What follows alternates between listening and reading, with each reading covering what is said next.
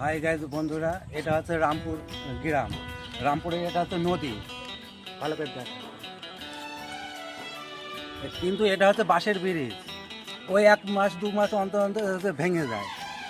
দেখো ব্রিজটা কীরকম ভেঙে গিয়েছে, আমাদের চলাচল খুবই অসুবিধা।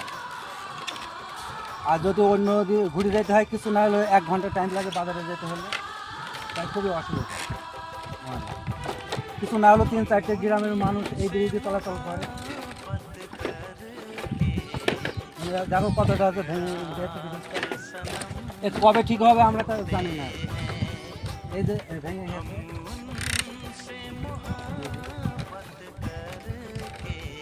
ভালো করে জায়গা ভাঙা। এই যে